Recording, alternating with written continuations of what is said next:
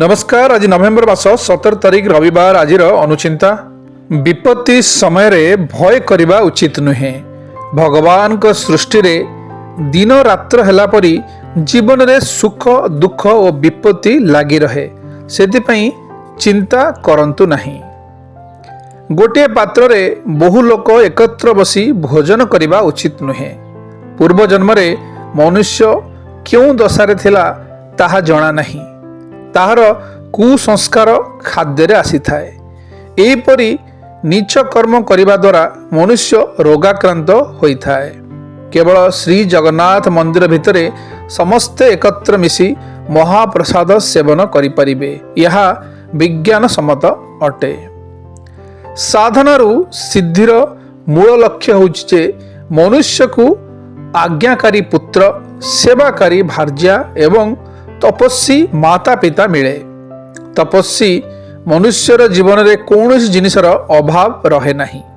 निजे तपस्या करी देखंतु। बंधु घर को, गुरुजन पाखकू, देव मंदिर को किंबा यज्ञस्थली को किछि जिनिस धरी जिबा उचित। जो माने खाली हाथ रे जानती यही जन्म रे दरिद्र होई मृत्यु परे नरकगामी होंती। यह होची नीति शास्त्रर नियम। भाषा को समाजर माता एवं धर्म को समाजर पिता कहा जाए। भाषा माध्यम रे समाजर स्थिति और पुष्टि हुए एवं धर्म माध्यम रे समाज को सुशिक्षित करा जाए। निजर पलंक रे विवाहित स्त्री व्यतीत अन्य कौनसी स्त्री को शोइबा को देवा महापाप अटे। समस्त सद्गुण विनयी अधीन रे थाए। विनय नम्रतारू आसे। मनुष्य नम्र स्वभावर होई निजर कर्तव्य कले ताहाको जीवन रे ताकू सफलता मिलिबो। शास्त्र अनुसार मनुष्य जन्मर मुख्य उद्देश्य होची मोक्ष लाभ करिबा। पुनरपि जन्मं पुनरपि मरणं पुनरपि जननी जठरे शयनम। अर्थात मनुष्य मोक्ष लाभ न कले ताकू बारंबार माता गर्भरे जन्म होई दुख कष्ट भोगिबाको पड़िबो।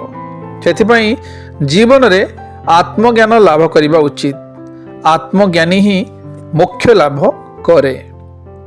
शरीर को अन्न जल दरकार हेला परी मनुष्य को मन को स्वाध्य और आत्मा को प्रार्थना पूजा पाठ और धान जप दरकार पड़े।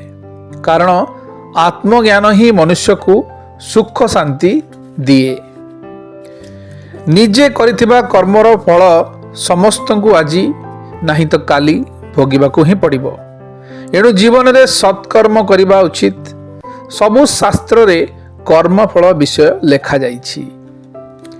भगवान कर सम्मुख रे जळुथिबा घिया बत्ती को निजे लिभाइबा उचित नुहे। एपरी कर्म कले स्त्री संतान सुख मिले नहीं। जेपरी आंब गछरे पाची गले डेम्फरू आपे आपे आंब खसी पड़े, सेपरी मनुष्यर आत्मज्ञान उदय हेले अभिमान चली जाए। गुरु आश्रित हेले आत्मज्ञान मिले। मनुष्य ईश्वर पूजा करी परमार्थ काम कले जो फल पाइब, से जदि निजर परिवार जनों को स्वास्थ्य रक्षा विषय रे शिक्षा देई सेमानकु सदाचारी करिया पई चेष्टा कले सही फल मिलिबो। यह शास्त्र वचन अटे। जो वृक्ष रे अधिक फल आसे ताहार डाल आपे आपे नई जाए। सेहीपरि ज्ञानी व्यक्ति सबुबेले नम्रता भाव प्रकाश करिथांती। कारण नम्रता गुण मनुष्य को श्रेष्ठ कराई आत्मज्ञानी पाखकु नहीं जाए। शुभ सकाळ। जीवनटी आपणकर मंगलमय हेउ।